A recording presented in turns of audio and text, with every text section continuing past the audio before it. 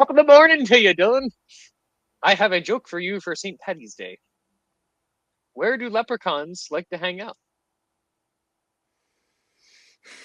Where? On the patio.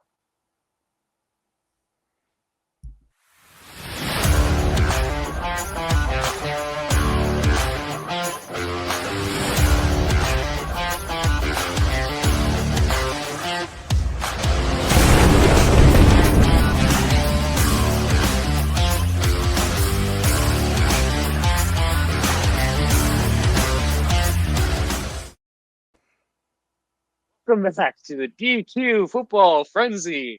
We're your hosts, Quinch Beanle and Dylan Shields. And welcome back to another episode of Off-Season DQ Frenzy. It is March 16th. Not quite anything interesting for the draft, but we still have some interesting trades going on, some people moving around. And St. Patrick's Day tomorrow, of course. So happy St. Patrick's Day to everyone who celebrates. Actually, no, happy St. Patrick's Day. Well, I guess to you, but especially to the Irish who celebrate. So happy St. Patrick's Day. Well, it's weird. I feel like Americans celebrate it even harder than Irish. I've seen all over social media that Irish people are like, man, Americans really celebrate this hard. Like Chicago having the rivers completely green. And people got drunk on Saturday. I'm not even sure it's going to be celebrated that much tomorrow anyways. Yeah, Saturday I was think the it's big more of day. an excuse to drink and do those not so virtuous things. But anyway, Yeah, it's we fun though. got a yeah, we got a fun episode. Probably a little on the shorter side, but some fun stuff to talk about. Some new form content, multiple new forms of content too, which will be very exciting. But first, of course, we have the DQ Frenzy news. The DQ Frenzy News. Oh yes, yes, Patrick. So first off, this news came out not too long after we recorded our episode last Of Monday. We had a course. short or two about it, but Max Crosby trade, the two first-round picks from the Ravens to the Raiders, has been undone. The Ravens are like, no, he failed his physical. Get him out of here. We don't want him. And then proceeded to immediately trade or sign. Yeah, immediately signed Trey Hendrickson. But it's kind of crazy. I mean, everyone knew Crosby was hurt. I don't think it was any secret. Everyone knew. It almost seems like the Ravens used that as an excuse to back out of the trade. The Hendrickson contract, since we're probably not going to talk about him that much more, he got a 4-year, $112 million contract with the Ravens. Kind of crazy because he's a little older, what, 31 ish? But I mean, he's still producing pretty well. Maybe not last season, but I think he was hurt for that. So he gets 60 million fully guaranteed, 20 million signing bonus, averaging about $28 million annually. But with incentives, he could get 120 million. So this is a big number. Um, I mean, if he plays at the level he has been with like his 21 and a half sacks basically a season, this would be phenomenal. But he is getting older. He's on until 2029. Is what it looks like. So, I mean, I've saw a lot of things about like, would you rather have two first round picks in Trey Hendrickson or Max Crosby? And it's like, well, it's a fair point, but definitely strange way that everything that this happens. A lot of unhappy people with the Ravens, understandably, especially the Raiders themselves, because they went out and they paid some other guys a lot of money compared to Crosby. So, yeah, first of all, I guess, Dylan, what were your reactions to this? Well, you talked about how the Raiders must not be feeling happy about it. Well, I know Max and his family were in the building in Baltimore when all this was going down to just add to the more awkwardness of how this happened. And then the crazy thing is the dude flied immediately back to Vegas and is already rehabbing. And the way he's talking, we'll predict this in a bit, doesn't seem like he wants to go anywhere anymore. It seemed like, I don't know, it's almost like he doesn't trust anybody anymore after this trade not going down. Now he's just like, you know what, I'm just going to stick to the Raiders. We're locked in for next year. I think he said too, like they've awoken a beast. So I hope whoever gets him, because I don't think the Raiders played the Ravens this year. I hope he gets traded to a team that plays the Ravens this year in Baltimore, because we need that as a Sunday night game, please. But yes, as a Steeler fan, of course, I'm going to be partially biased here in terms of what I think, but I think most of the league thinks this was pretty crappy of the Ravens to do this. It's not illegal, it's not against the rule book, but I think we need to reevaluate this whole tampering process that we're doing, because the official season, I don't think officially started till last Tuesday at 4 p.m. officially, but I believe, and I've heard this from other podcasts, that one of the guys that kind of preached out and made the argument to send news out about trades before the official season started so they could talk more about it was one Adam Schefter. You bet he's regretting saying that now because of all this crap that's going on. They definitely are going to reevaluate how this tampering process works. I wouldn't be surprised if in the next few years that they weren't allowed to report anything to the public about these trades until the official season. At the same time, though, I could maybe see an argument that, oh, this brings ratings. Like, this was something for us to talk about on our shorts last week. And this is kind of, as crappy as it is for Max and the Raiders, it's kind of a cool topic to talk about. This doesn't happen that often. I think the Ravens did this one other time, and it wasn't even like a good player. It was like some random receiver in 2018. They don't like giving up first-round picks. They've never done it in their franchise history. So, like I said, we were flip-flopping back and forth because I think you were joking on your TikTok that, like, oh, I don't think this has anything to do with the physical. And then at first it turned out to be because of the physical. But now most of us, like you said, are kind of realizing they're full of crap to me. I hate just automatically assuming, but you can't convince me that they got cold feet over this and realized that they could have kept their picks and got a guy like Hendrickson. Yeah, to me, this seems like an excuse. And then they're over here saying, oh, we wanted to use both Crosby and Hendrickson. Yeah, right. Sure you wanted to trade for both of them. Because that would have made complete sense to waste all your money on two rushers and just forget about the rest of your defense. That's complete BS. Sorry. And the GM saying like he was gutted by this or whatever. Just a bunch of PR nonsense. The truth is, it's what Quinn, you said originally in your TikTok. They got cold feet from it, and this was just an excuse. But the crazy thing is, this isn't like, in terms of a football move, bad. I think they made the right decision. I really do. It's just the way it went about it was terrible. Yeah, I agree. I think it was probably a better decision not to trade 2 first-round picks. But like the fact that it's like the Ravens are doing this of like, oh, we're gonna do it. Just kidding. No, just no, no. It's his knee. Yeah, his knee. They It's kind backseat. of ridiculous. It makes me wonder maybe when the owner meetings come up, there's any rule changes or suggestions about like, if there's a trade involving, a first-round pick or a pick above round 2, then you can't go back on the trade or something like that. I don't know. Whether it actually happens, we'll see. But this was kind of a big deal. Excuse me. Like Dylan said before, I mean, it happened in 2018 with the Ravens for kind of nobody wide receiver, so no one really cared. But here, this is kind of a big deal. I mean, arguably one of the best pass rushers in the league right now, getting traded and then being like, just kidding, he's not getting traded. And I mean, his contract's still a meaty thing. It's nothing to scoff at.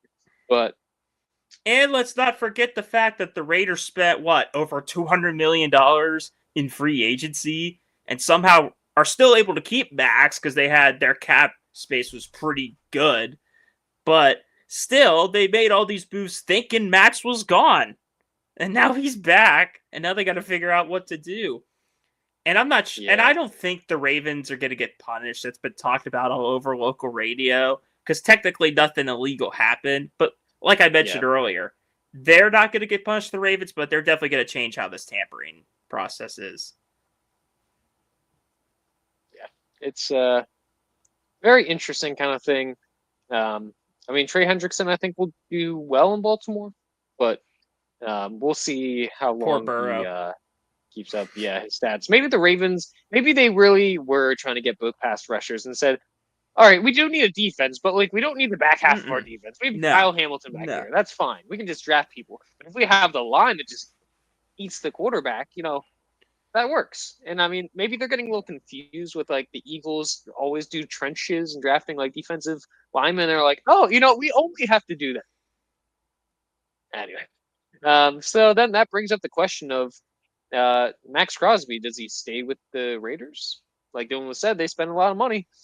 Will he still get traded? There's a list of the top 5 most likely trade destinations. Of course, your team's in Interestingly, that. yeah, number 5 was the Dolphins, 4 Patriots, 3 Eagles, 2 Bears, and I 1 had swear. the I Titans. swear, if your Eagles get him. Well, for one, it'll be a must-watch episode, but for 2, I will rage quit the Steelers if you manage to get Max after all that. Yeah, I Ugh. mean, he said he likes Philly atmosphere and playing there, but I don't have my hopes up. I don't know if he's gonna go anywhere. It feels like he was already before. Like I don't last year's like I don't want to go anywhere. I'm staying here, and then he did get traded, and he's like, this is just a bad experience. Never mind, I'm staying here. Whether he actually gets to stay or the Raiders are like, yeah, we already spent your money. You can get out of town. We'll just have to wait and see. But yeah, I thought it was interesting that the Titans were the first choice with Salah wanting a great edge rusher. I mean, the Titans do have cap flexibility. Um, so, I mean, for sporting news, the Titans are in number 1 spot. I don't know how well that'll sit. I feel like the Bears are a little more desperate for pass rush help. Um, I don't. I mean, I could, I guess, see it, but I don't know. Dylan, what do you think? Where do you think he's going? I think he's going to Chicago. I think he's going to get traded to the Bears. I just don't know if they're going to get as much for him now that everyone was kind of saying, oh, the Ravens really reached to get backs with these 2 first rounders. The Raiders, unfortunately, are probably going to have to settle for something else. They're probably not going to be able to do what they wanted, the Micah deal anymore. Yeah. But, and also, too, if Max gets traded again, there's going to be all these jokes like, oh, where's the physical? We need to see that. We need to see if he passed. But I find it hard to believe they're going to mend this relationship with how ugly it ended. They literally, maybe for the right purposes, now looking back on it, shut him down for the season due to injury. But Max is that type of player. He wants to play through anything. But it's hard to mend that. It is. I don't know. Does Tom Brady have that ownership magic to lure him back and convince him that Mendoza and that team will be good and that stacked of a division? I think, I don't know. And I find it funny, too, that Max said in his podcast, when he got traded to Ravens, I'm always going to be a Raider for life. Well, you are, buddy, because you're right back here a week later.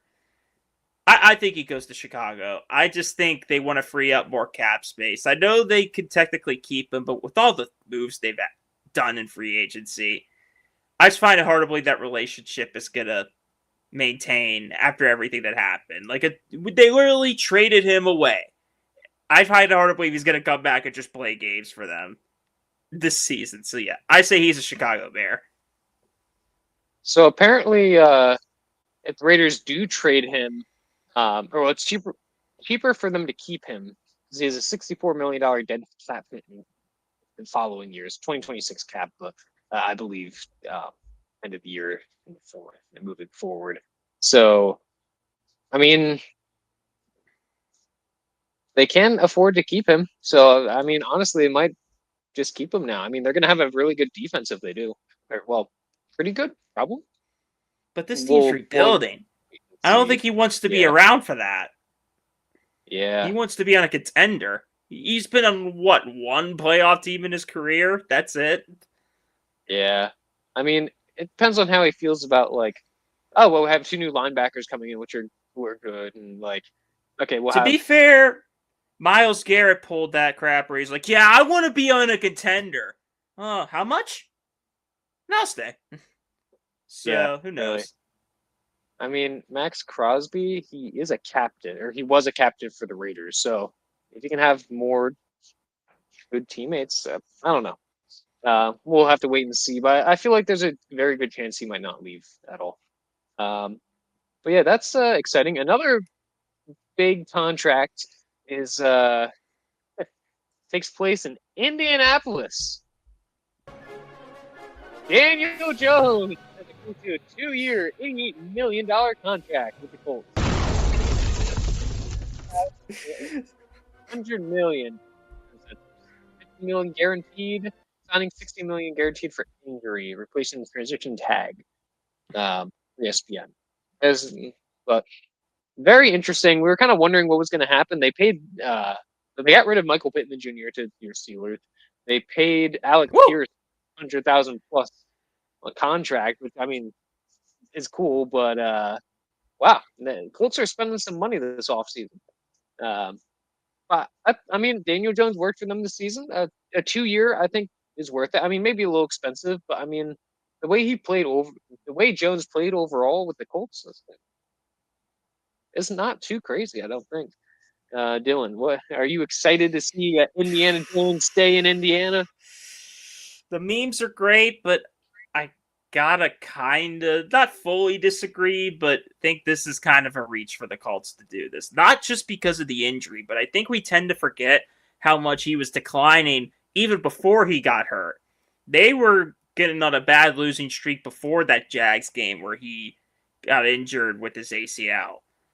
So I don't know how to feel about this. I mean, listen, he did great at the beginning of the year, but then he started to face some tougher teams and some tougher defenses, and defenses kind of figured him out. And I feel like the ceiling you're going to get with Daniel Jones is those few games with the Colts and that season with the Giants where they made the playoffs. He's not going to wow you. That's why the price range and these contracts he keeps getting, like, I guess he's got the best agent ever because I just don't think he's anywhere near that type of skill level. You put him on the right team, sure, they'll do good. Maybe he'll prove me wrong. Like, he's certainly better than Anthony overthrow the ball by 30 yards Richardson. But we don't even know if he's coming back for the regular season. And I just think his ceiling was kind of met in Indy. I feel like he was falling off a cliff before he even got hurt. So I just think this is a big risk by them. But with the QB market, I get why they did it. Even if I don't like it, I get it. Yeah, I mean, I agree with everything Dylan just said. I mean, the biggest Damn right you factor do. I think was the QB market. I mean, there's no one, and I guess they're like, well, if Jones is bad, then at least we can probably get a decent draft pick and then draft some quarterback higher up when there's a better draft. Like it kind of feels like how it's been for the past few years of like 2 years later, a year later, we'll better quarterbacks, and they get to that draft and they're like, we have no quarterbacks in this draft. Sorry, we have like two. So I don't know. It's exciting, interesting. And then another quarterback move is Kyler Murray is in Minnesota, his childhood NFL team, which is nice to see. Players playing for their favorite team as a kid. But I mean, the Vikings need to make a quarterback move, right? Because JJ McCarthy is not so good. Um, so I mean, I think it's good. Bring him in; he can compete. I don't think Murray's a bad quarterback. I think a change of scenery would be good for him. Now he actually has a certified star wide receiver. I mean, he did at points in on the Cardinals, but no one as good as Justin Jefferson. I mean, he's good. I mean, the Cardinals did have DeAndre Hopkins during Tyler's time there, but he wasn't quite in prime D Hop stage anymore. So I think it'll be great. I mean, Jordan Addison too. The Vikings also what they had um, running back wise at Aaron Jones. He's getting older, so they just traded for or who did they get at running back? Um, I thought they might have gotten someone new, or maybe that was just speculation. But anyway, definitely exciting for the Vikings. Definitely see could he be the new franchise guy? I think he could be. Um, certainly has potential in the talent. But Dylan, what do you like this move? Don't like this move? don't care about this move? I haven't said a word because I don't think you noticed what I did for in honor of Oh, Kyler Murray. You didn't see me lower my seat. ah, Because get it? He's short? That's not an old joke at all. We're not sick of that. Anyway, yes, it makes sense. It seemed like it was a pretty much a lock. We said that last week. Kind of a lock that he'd go to Minnesota. The Steelers are like the only other team that you could possibly think he could go. But it makes sense. It's the only place where he'll get a true competition. I think I mentioned too that like kind of had to backtrack because I think I said McCarthy's still going to start next year. I feel like that's going to go to Kyler now. I feel like he's going to start this year because why not after how JJ played last year? I mean, you I can't think the not. whole I think I didn't like the whole speculation of like get rid of him because like dude, it was 1 year, like give him another shot, but I mean, I think it makes sense to maybe try to fuel McCarthy to see if he can win this QB battle. The preseason games will probably be the most interesting thing determining who does start, but Kyler has more experience. He's never really played horrible. He's had like some rough seasons, but statistics wise, he's never been bad. He's just only gonna get you so far. He had that 2021 season where they started like undefeated for a while, but then collapsed at the end of the year. He's another one like like we mentioned with Daniel Jones, where he just has such a low ceiling, where the Vikings are just looking for anybody at this point to try to figure out their dilemma after letting the dude that just won the Super Bowl go. And I feel like this is a decent start for it. The only weird thing is Kyler and JJ are kind of different quarterbacks. While Kyler is not as mobile as people think he is, I think he doesn't run as much as like a Lamar per se. They are different types of quarterbacks. Like Kyler's way more on the move than JJ. So it'll be interesting how McConnell's gonna fit that in, how different the offense is gonna look if Kyler starts. But I think with the experience, they're going to give him a shot. But if he struggles, it's probably going to be a back and forth thing where if Kyler plays terrible for some games, they'll go back to JJ. I don't think there's really a feasible way that JJ McCarthy starts the season. I mean, arguably Kyler Murray is a top like in terms of starting quarterbacks, 32 quarterbacks, he's probably somewhere in the teens. I don't know, probably like Yeah, I'd 14 say to top 18. 20. I'd say top Like 20.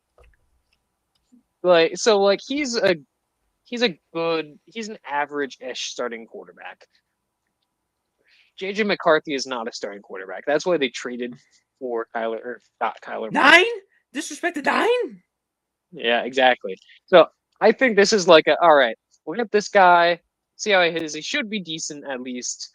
Um, I mean, they saw what happened when they had a decent quarterback in Sam Darnold, right? Because arguably he was good at some points, not good at others. So probably more good than decent. But I mean, this you saw what happened with when Minnesota had a starting quarterback who could play, and so Kyler Murray should be arguably he's more talented than Daniel Jones. We'll say.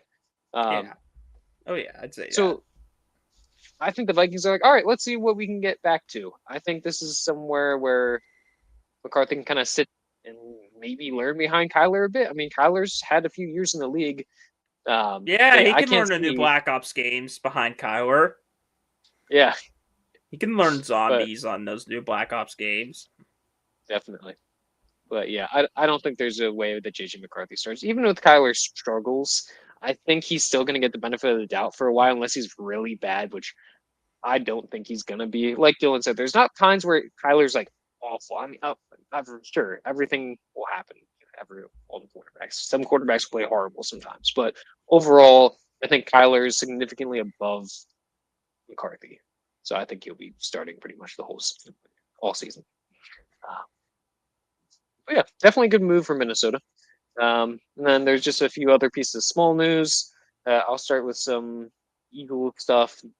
Dallas Goddard is Of coming back course. to Philadelphia on a 1 year deal, $7 million. And the best thing about this deal is it voided the dead cap hit of over $20 million for the Eagles by spreading it over the remaining prorated money, or it spread the remaining prorated money over the new contract structure. Look at If you you. want more You said he was specifics, you as can look good it up. as gone. You said he was as good as gone. Yeah, well, Nope, he's he's right back, back. and he's saving us 20 million dead cap, so I like that. So that's good. The Eagles have had a pattern of like we have our tight end, and then we have his replacement waiting, and then the old guy leaves, and the new guy jumps in, like Ertz and Goddard, and then Goddard took over, and there's a whole like series of like 4 different sets of tight ends like that for the Eagles. So I think we're like, all right, let's draft a draft a tight end this year, have him behind Goddard, and then have him take over. Anyway, um, also, ex-Eagle Big Play Slay has retired after I believe 13 seasons in the NFL. Um, kudos to him. Enjoy your Washed. retirement. He played well with the Eagles. Um, Not for us. and then, You were terrible. yeah, yeah. Then C.J. Gardner Johnson. We got rid of him last offseason. Went to the Texans. Didn't really get playing time. Left. Went to sign with another team or something. Didn't really play. And then he now has signed with the Buffalo Bills. Ironically, where Play Slay just retired from. He's got picked up by the Bills earlier this season. Funnily enough. And then finally, Justin Fields has gone to the Kansas City Chiefs as I guess their backup quarterback. Well, the funny thing is, if Mahomes is not good to go for the start of the season, oh God, they might go with him. That'd be funny. Yeah, I mean, there's worse backups, right? I mean, they clearly didn't like what Chris, Maybe their other backup did this past season. He did not. It was do well. Minshew, and then he got hurt, and then it was that other guy, Chris. Yeah, then Chris came on and didn't do very well at all. Chris. So I mean, Justin Fields is better than Chris. So I mean, fair enough. And this was a poor quarterback market. There were rumors about Eagles moving our backup Tanner McKee, but didn't really happen. Favorite. So that's fine. I do like Tanner McKee. Anyway, that's all. I think the news we have. We have some. Wait, Quinn, I'm going to be selfish. Let me be selfish and talk about my Steelers. Talk about the Steelers, Dylan. What have the Steelers done? Because we made a couple moves. I talked about the big ones last week, but we also got a couple of safeties. We got Jaquan Brisker, a former Bear, for $5.5 million, and then we also got Darnell Savage, another safety, for a 1-year deal. He got picked by the Packers, more of a depth piece than anything. I don't know what that means for Jalen Ramsey's future because he kind of played out of position as a safety. Are they going to move him back to corner? Will we even keep him? I don't know, but we needed safeties badly. Weird enough, though, that we picked some up in free agency because of how good the safeties are in this year's draft, but whatever, I guess. We also got a punter, Cameron Johnston, a.k.a. Bill Burr. He's the famous man that looks like Bill Burr. He played for the Texans. So, yeah, I guess good for him. We also got Sebastian Joseph Day, the defensive lineman, former Titan, 2-year, $11 million deal. Again, just more depth pieces because you can't have old-ass Cam Hayward do everything for the D-line, which we extended him too. I think we restructured his contract 1-year extension, which normally I'd be against signing old guys like that, but he played really good last year. He seems to be the ageless wonder. Compared to a guy like TJ that I feel like is kind of fallen off a little bit, Cam's kind of kept it up in terms of production. So, yeah, selfishly, those are my Steeler moves. We're still going to go 10-7. Another very exciting event that's happening in March happens to be March Madness. That's right. Yes. It's going to be an interesting time. A lot of the same teams, some new teams. I went through and did my bracket earlier today, knowing nothing but the seeding, and then the teams that are good. I ended up going with Kentucky to win it all because why not, right? Wow. I don't think they are. I did have Gonzaga, Kentucky, Duke, Nebraska in the Final Four. So, jeez, you're going bold this year. Okay. Yeah, why not, right?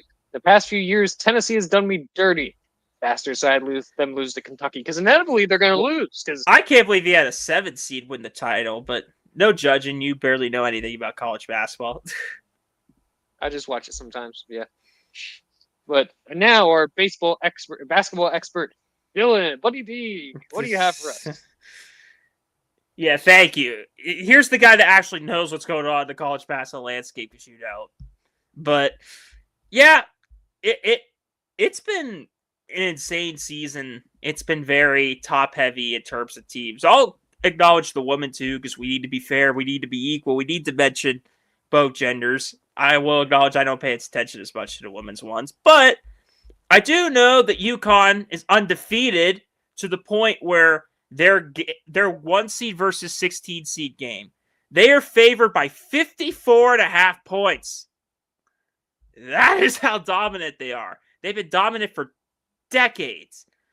Like, the women's compared to the men's brackets, you will barely, if ever, see any upsets in the women's bracket. Like these 5 and 12s, 4 and 13s, even the 6 and 11s, you won't really see those upsets in the women's. It's very top heavy. The women's, it's kind of like, these are the teams that are probably pretty much going to compete for a title, and that's that. Like, yeah, it's crazy some of the lines I'm seeing in terms of how much people are favored by. It's crazy. It's pretty much like the 1 seeds, like UConn's the dominant team. South Carolina's always in the mix. They won a title a couple years ago. UCLA's always in it. And Texas is always in it.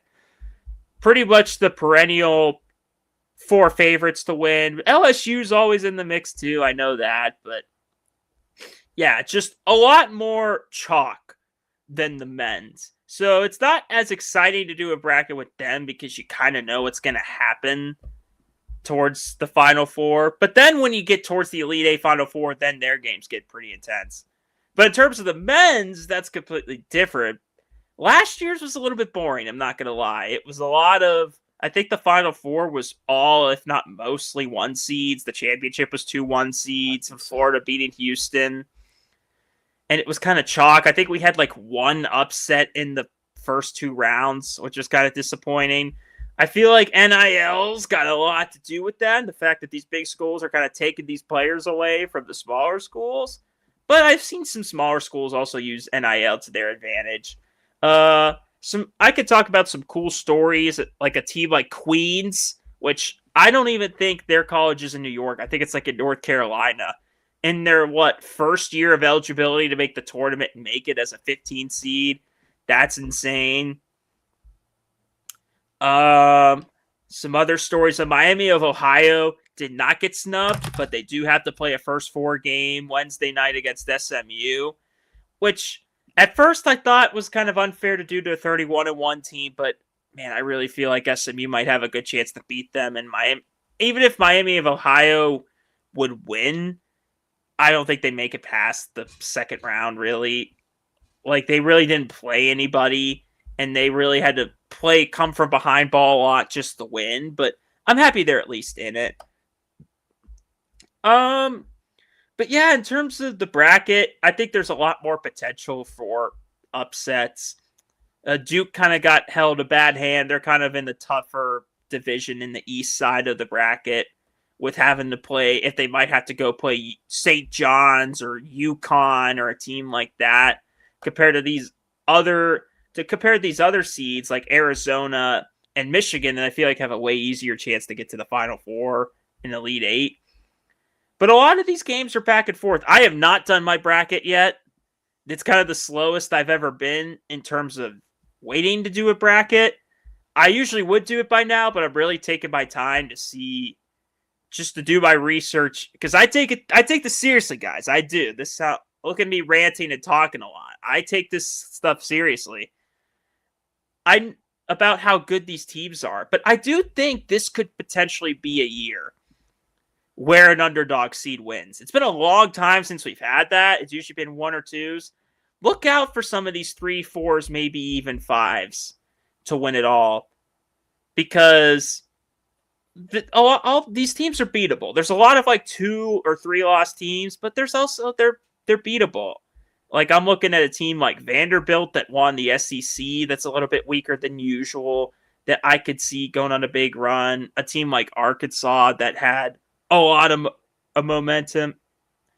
And actually, they won the SEC. Vanderbilt was in the finals, sorry. But I could see them going on a big run as well.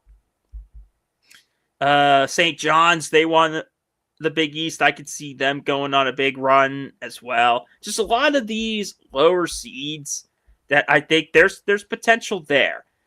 I don't know if we're going to get any Cinderella stories this year because of how top heavy it is. I don't really see any 15 seeds or 14s going on these gigantic runs. I'd say the closest maybe we have is, in my opinion, is Akron, that I think could possibly go on a run. Besides that, I just don't really see it personally. I hope I'm wrong, but yeah, I know I'm venting here, but you guys got to get excited. It should hopefully be a lot better than last year. And hopefully, I mean, the Final Four was fun last year, but up to that, it was kind of a boring tournament. So, yeah, hopefully it won't be chalk this year for the men's, and hopefully it'll be fun, and hopefully I'll win my poll and win money, selfishly, and root against Kentucky. Okay, that's just mean right there. I will mention Villanova is the 8th seed in the West, so go Villanova. Yeah. They're probably local favorites. Also, University of Pennsylvania is the 14th seed in the South. Penn. So that's pretty cool. Yeah, Penn. You know what? They're my second. The way they got to the tournament too in their conference finals, hitting a buzzer beater to go to overtime and then eventually win against the good Yale team. It's pretty insane. So good for them. PA represents because Penn State can't do shit. Yeah. It looks like University of Pennsylvania also beat Harvard in overtime by 2 points. So we'll see what happens with them. That'd be fun if they did well. But anyway, I believe that is it for basketball. So Dylan has a new fun kind of little segment for us. Should be a good time. With no intro yet. No intro yet, and no name yet. No name yet. It's basically going to be similar to Tomlinism of the Week, but I got to change the name and maybe change the concept a little bit in terms of how we do it. But basically what we'll call it now is the best thing that Buddy D saw this week without any intro because he's very lazy. And we're going to go out of the sports realm for this. We're going to give this to an actor that said some very controversial things recently. So the best thing I saw this week, or the craziest thing I saw this week, is Timothee Chalamet disrespecting ballet and opera. That's why, for those who are listening, it's on my tag here. You'll get it once I show you the video. I don't want to be working in ballet or opera or, things where it's like, hey, keep this thing alive, even though no one cares about this anymore. All respect to the ballet and opera people out there. I just lost 14 cents in viewership. But, damn, I just took shots for no reason. Security is extremely tight tonight. I just got to mention that. Yeah, I'm told there's concerns about attacks from both the opera and ballet communities.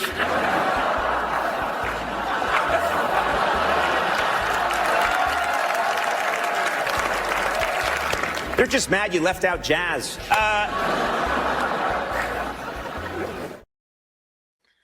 The Kardashian curse is real. Kylie ruined him. It's all her fault. But listen, you can have whatever opinions you want on ballet and opera. Like, I'm not that into them. I know people, I have friends that are in both of those realms. You can think what you want. You don't have to like either one of the art forms. But for him to say that out loud and pretty much kind of like disrespect the tradition, that's way longer than movies. Opera and ballet have been around for hundreds of years. The movies is kind of new in the spectrum in terms of like entertainment and art. For him to be saying that when they're I think the context is they were talking about like how movies are today and the popularity and everything. But for him to just like pretty much bash them like that, it almost like the way he was talking to, it's like he's kind of just saying things. He's saying words and not thinking about them and then maybe regretting like, oh no, I disrespected them. Like, I don't think he was he was directly being like an a-hole to them or anything. I think he was like messing around, joking. But this is the celebrity world where everything you say and the way you say them gets picked apart to death. And I just know his publicist had to be pissed after he said that, be like, especially right before the Oscars, on a podcast hosted by a big-time actor in McConaughey. Why would you say that, dude? And then he's saying weird stuff too, like, oh, I want to be the greatest actor, and yada yada, saying weird stuff. Good for him for losing the Oscar last night. That's karma. Congrats to, by the way, the people who won the Oscars. Michael B. Jordan won for Best Actor. I think Leonardo DiCaprio's movie won for... Listen, I'm not that much of the movie, so sorry if I don't know the titles, but they won for Best Picture. Yeah, I think... Yeah, it was a good Oscars. Conan was a very funny host. Conan's one of my favorite late-night hosts from back in the day, so that was a funny joke. But, yeah, for him to just completely just disregard the history and legacy of ballet and opera, even if it's true that they are on the decline, because, yes, maybe the popularity isn't what it was 500 years ago, when that was one of the only things to, like, go and watch for entertainment purposes, that's just blatantly in denial and just kind of a stupid thing to say, especially right before a big-time Oscar. So what we need to happen is Timothée Chalamet star in a ballet and opera film. That's what we need. That's what we need for the world. Quinn, what are your thoughts on this? I want to say that he was just trying to be like, make a funny comment in terms of like, oh yeah, I like movies better than opera and ballet, but I really don't know. I'll mention too, I think is interesting because they're kind of different. I mean, they're both shows and entertainment, but ballet and opera kind of more of a, not a refined taste, but more of a, it's not just as easy to follow along. And so I don't know. Yeah, I'm sure some people would be like, oh, he can't understand ballet and opera, which I mean is also kind of funny to, insult him like that after this. But it's also interesting because, like, arguably, I would say that, people who do ballet and opera are probably more talented overall than actors, because actors can be very talented and like, but like opera, like, I mean, I wouldn't say more this. People. I wouldn't really say more this than the other. It's just different. It's more different verse. It's different type of talent. Well, I mean, in my mind, like actors are very good at like, well, acting, pretending to be someone else and like showing those emotions and everything. Yeah. But like people who sing opera are very talented in singing, and like the pipes on those people, it's really impressive. So like ballet too. I mean, I don't know a lot about ballet. I know that people go through girls go through a lot of training for that, like from being little to growing up, and just it's not easy. So I mean, especially like opera and stuff, I'd say, I mean, I like singers better than just normal actors. I mean, it's nice when like actors can also sing, but I think singing is more impressive talent.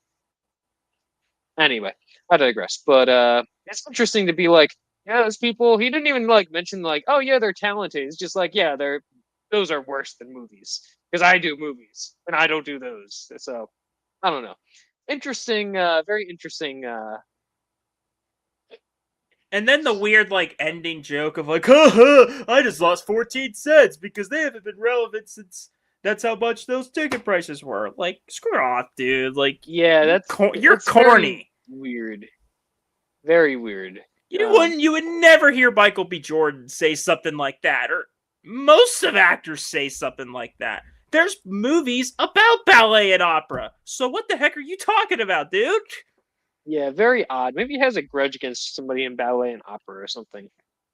Better hope none of the Kardashians. I don't think any of the Kardashians or Jenners do it, but if they did, that'd be hilarious. But yeah, but yeah, I don't know. I'm not. But applause to ballet and opera people. You're talented people. You belong.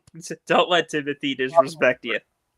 Yeah, actors just put pins in their mouths and enunciate words as they speak. How much work does that take?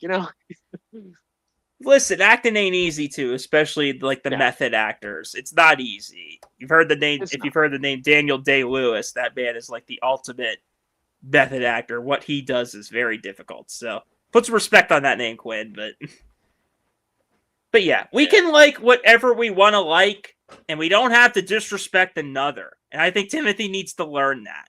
We don't need to bash other art forms or forms of entertainment to put yours over. Sorry. Especially, like, it's like us saying, like, you know what, books are stupid, like, because we are on a show. Like, that's ridiculous. But anyway, definitely interesting. Dylan's weirdest things he's heard / seen this week. But without an I'll intro come up with an because he's lazy. intro. I will soon. I promise. We'll see. But anyway, thank you all for watching. We'll be back next week with more content, a lot of more news likely, and probably more new content and more of this. Pick your brackets. Pick your brackets.